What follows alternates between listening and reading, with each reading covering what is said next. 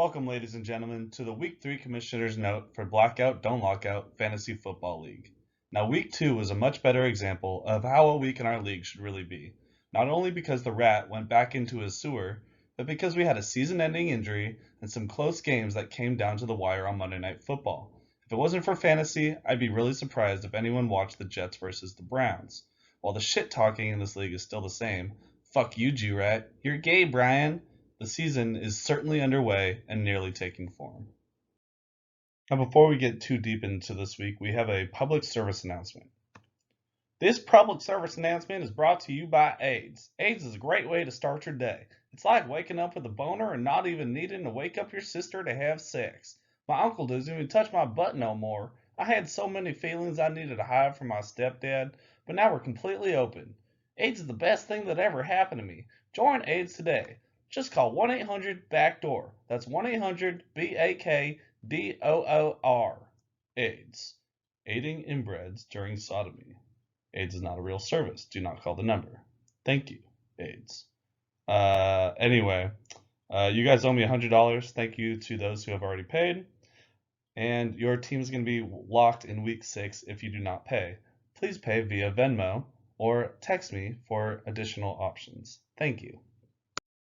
And here we are after 2 weeks. There are 8 teams sitting at 1-1, with 6 of them having one shitty week and one good week.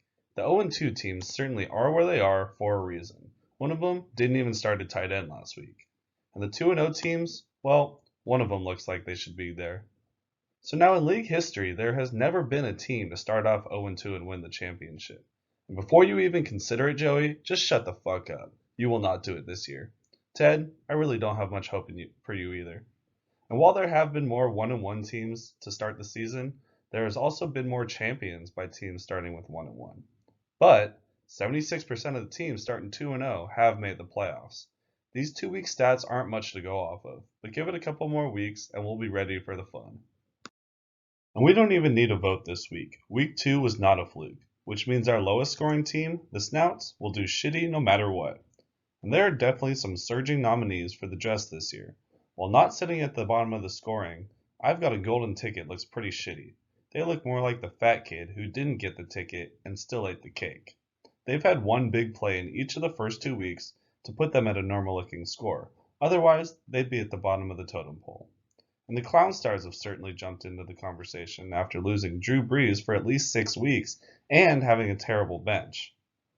Rolling with the Rooks is nothing to write home about, as they are the second lowest scoring team.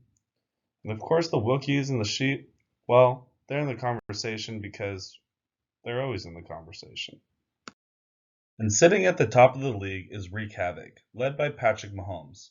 While his team will not put up 49 points every week on defense, he has certainly put up some solid first 2 weeks. He must have been studying a lot.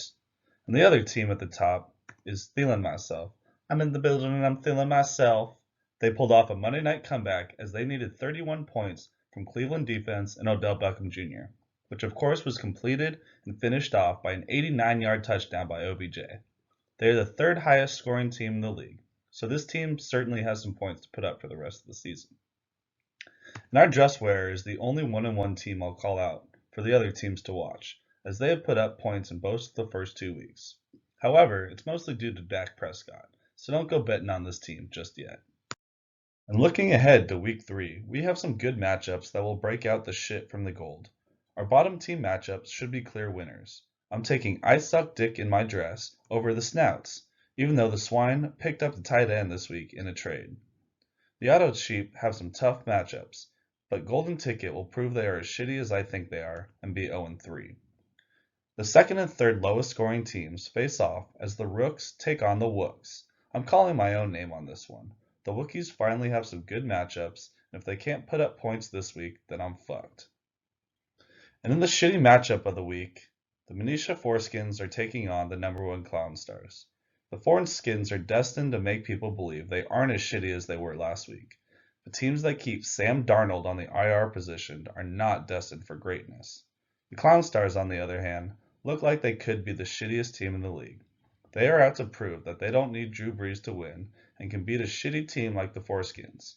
Having Hopkins will certainly give them the edge with the Foreskins playing Watskin. but I'm leaning on the foreskins on this one. For the 2-0 teams in the league, we've got some solid matchups. First, we have Thielen myself versus Dalvin and the Chipmunks. Yahoo is projecting the Chipmunks at 122 points, but fuck Yahoo. Only 2 teams scored above their projections last week, and it's for reasons like this. While New England had their way with Miami last week, Dallas defense is now projected 21 points, and it might happen, but that's fucking ridiculous. I also like Dalvin Cook against the Raiders, and in the passing games, Diggs. Austin Eckler has been quite a solid pick with Gordon out and should have a big game, but Baker Mayfield projected 21 points against the Rams? I don't think so. And on the other side of the ball, there's a lot of similarities. OBJ will have Baker throw to him, and if Minnesota passes the ball and it's not to Diggs, then Thielen will be fizzing hard. But I think Sammy Watkins will have a tough time with the Ravens, especially if he can't do anything against the Raiders and Mahomes is finding new favorites. Fournette will also have tough sledding against the Titans on Thursday night. I'm going with Dalvin. And in the matchup of the week, Wreak Havoc has looked the best so far, and I would love if Skittles was the one to put him in his place. And I think it's going to happen. Mahomes has a tough matchup against Baltimore. Josh Jacobs has a tough matchup against Minnesota. And Adrian Peterson, who I don't really know why I'm talking about, is playing against the Bears. However, it looks like that may be Kerryon Johnson. And Le'Veon Bell will be playing from behind again. Although that didn't matter last week, but I think Belichick has a soft spot for him to do poorly. On the other side, I will admit I'm impressed with Lamar Jackson. I really didn't think he could throw the ball. But Ezekiel Elliott should have more points against the Dolphins than their defense. And Gurley faces Cleveland. And here we go, Peyton Barber against the New York Giants. Let's go, Skittles. Fuck you, Trevor. And that concludes our commissioner's note for week 3. Good luck to all.